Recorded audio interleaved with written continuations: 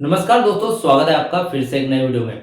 तो दोस्तों, BSNL third PRC तो अफोर्डेबिलिटी क्लोज के कारण रुकी हुई है और बीएसएनएल पेंशनर्स का जो पेंशन रिवीजन है वो भी सिर्फ अफोर्डेबिलिटी क्लोज के कारण रुका हुआ है, यानी कि मुनाफे की शर्त और बीएसएनएल को घाटा हो रहा है इसलिए। ठीक है, तो देखिए यहाँ पर डीलिंकिंग होती है। अगर जैसे कि 30 मार्च अभी नजदीक है, आज 26 तारीख हो गई है और 30 मार्च को लगभग 4 से 5 दिन बचे हैं। अब 30 मार्च के दिन जो कोर्ट केस की लास्ट अंतिम सुनवाई आने वाली है, जो कि दिल्ली हाई कोर्ट सरकार और यहाँ पर जो डॉट ऑब्जर्व पेंशनर्स है बीएसएनएल के, इन दोनों के बीच में ये केस चल रहा है। ठीक है, इसकी अंतिम सुनवाई आना बाकी है।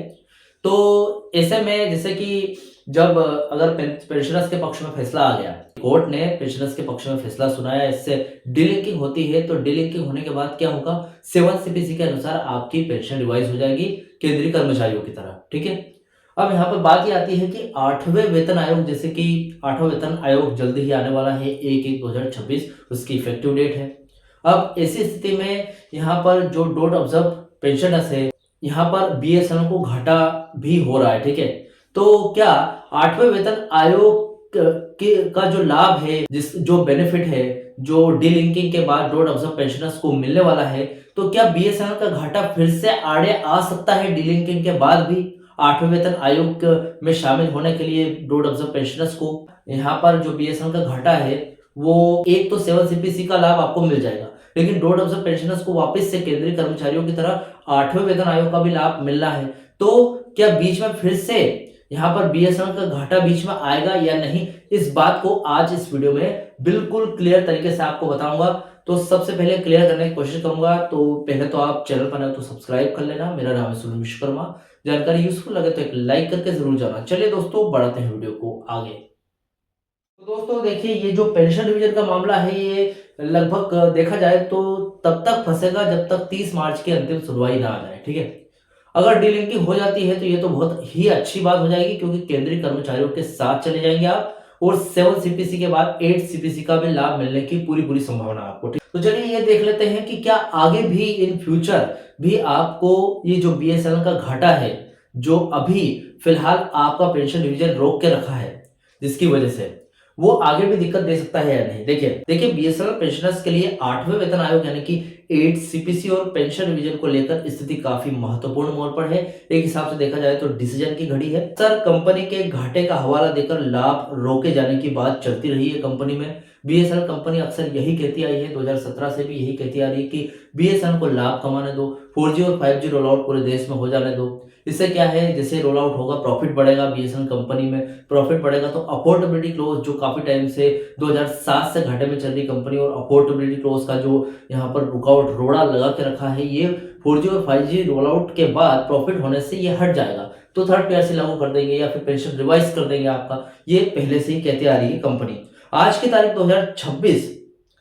26 मार्च 2026 तक की स्थिति और बीएसएनएल के ऑब्जर्व पेंशन एसोसिएशन की रिपोर्ट्स के आधार पर आज इस वीडियो में मैं आपको क्लियर करने वाला हूं। सबसे पहले यह है कि क्या बीएसएनएल का घाटा 8वें वेतन आयोग को रोक सकता है, वो देख लेते हैं। इसका सीधा सा जवाब है सबसे पहले तो नहीं। तकनीकी और कानूनी रूप से बीएसएनएल का घाटा पेंशन नहीं रोक सकता। अब क्यों, इसके पीछे क्या कारण है वो देखते हैं। पहला पॉइंट है पेंशन भुगतान की जिम्मेदारी डोट वीएस। अगर बीएसएनएल की बात करें तो बीएसएनएल पेंशनर्स जो डोट से समाहित यानी कि एब्जॉर्ब हुए थे 2000 में, जब बीएसएनएल बनी थी तब की बात है कि पेंशन का भुगतान बीएसएनएल नहीं बल्कि भारत सरकार डिपार्टमेंट ऑफ टेलीकम्युनिकेशन यानी कि डोट अपने budget consolidated fund of India से करती है, जैसे कि केंद्रीय कर्मचारियों की करती है। उनका जिम्मा 2000 के टाइम पे जब बीएसएनएल बनी थी और डोट में जितने भी पेंशनर्स हैं, समथिंग 98.8% पेंशनर्स सबके सब बीएसएनएल में चले गए थे। ठीक है, उनके कर्मचारी थे, तब तक उनकी सैलरी का जिम्मा तो बीएसएनएल ने अपने प्रॉफिट से लिया था, लेकिन उनकी पेंशन का जिम्मा यहाँ पर सरकार ने लिया था। नियम है 37A, रूल 37A जो सीसीएस पेंशन रूल है, इसके तहत सरकार कानूनी रूप से पेंशन देने के लिए बाध्य है। ठीक है, मतलब ये जो रूल 37A है, तब तक मतलब डोट भी इस बात के लिए मना नहीं कर सकती कि आपको जो पेंशन आती है या फिर आपका जो पेंशन रिवाइज किया जाएगा वो डोट की यानी कि सरकार की जिम्मेदारी है, तो वो मना नहीं कर सकती, क्योंकि बीच में है CCS pension rule 37A। Company मुनाफे में हो या फिर घाटे में हो, इससे सरकार की पेंशन देने की जिम्मेदारियां खत्म नहीं होती है। ठीक है, मतलब यहाँ पर अगर कंपनी घाटे में है तो सरकार ऐसा नहीं बोल सकती कि घाटे में है तो पेंशनर्स की पेंशन रिवाइज बाद में करेंगे या फिर पेंशन बढ़े बाद में बढ़ेगी, ऐसा नहीं बोल सकते। सेकंड पॉइंट है, घाटे का तर्क केवल कार्यरत कर्मचारी यानी कि वर्किंग स्टाफ के लिए है। देखा जाए तो कैसे, बीएसएनएल का घाटा अक्सर थर्ड पीआरसी पे रिवीजन को रोकने के लिए इस्तेमाल किया जाता है, क्योंकि कार्यरत यानी कि वर्किंग कर्मचारियों की सैलरी कंपनी के रेवेन्यू से आती है। लेकिन पेंशनर्स के लिए दिल्ली हाई कोर्ट और केड यानी कि सेंट्रल एडमिनिस्ट्रेटिव ट्रिब्यूनल ने बार बार कहा है कि पेंशन रिवीजन को कंपनी की वित्तीय स्थिति से नहीं जोड़ा जा सकता है, यानी कि कंपनी घाटे में हो मुनाफे में हो, इससे नहीं जोड़ा जा सकता।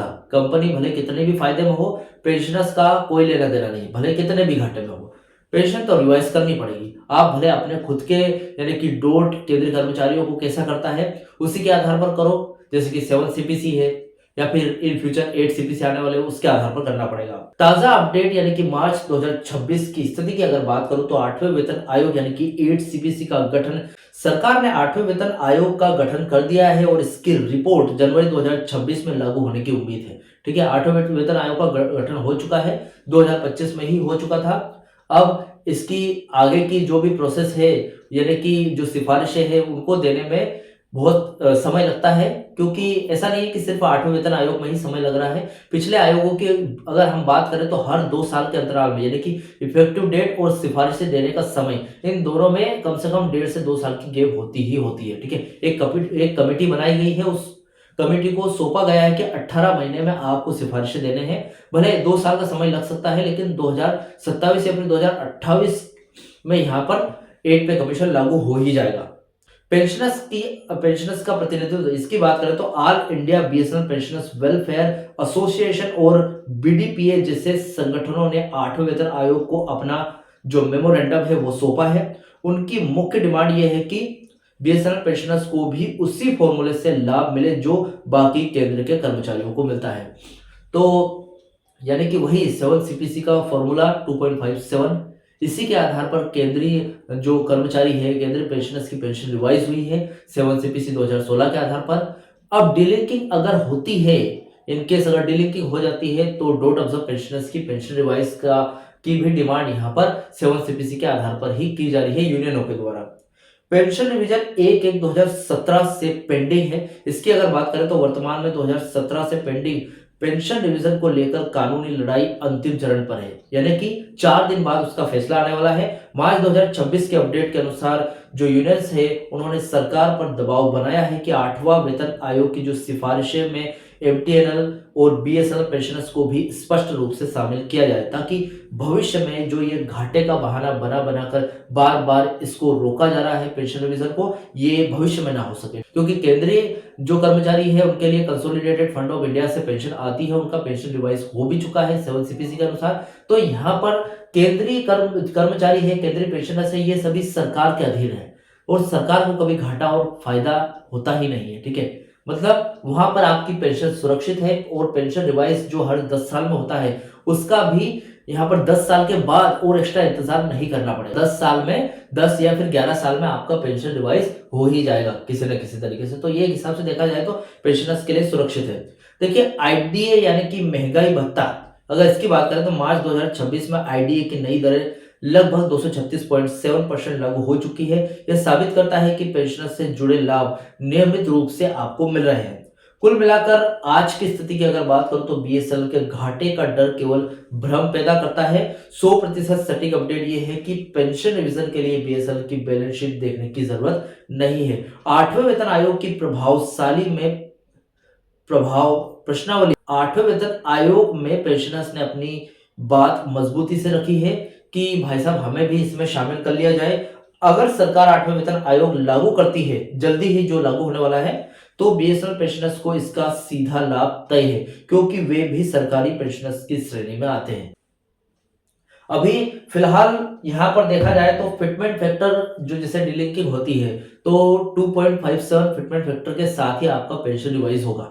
ठीक है, क्योंकि आप 7 सीपीसी का पहले लाभ लेंगे, उसके बाद 8वें वेतन आयोग का। अब 8वें वेतन आयोग में तो सीधा सट कर्मचारी बोल रहे हैं कि हमें 2.57 से ज्यादा यानी कि 3.0 या फिर 3.68 के समथिंग फिटमेंट फैक्टर दो, लेकिन ऐसा जरूरी नहीं कि जो कर्मचारी या फिर पेंशनर्स चाहे वही हो जाए। ठीक है, यहाँ पर देखिए पहले यानी कि 10 साल पहले की बात करें 2016 में जब 7 सीपीसी आया था तब 2.57 फिटमेंट फैक्टर दिया था यहाँ पर सरकार ने, उसको मंजूर किया था।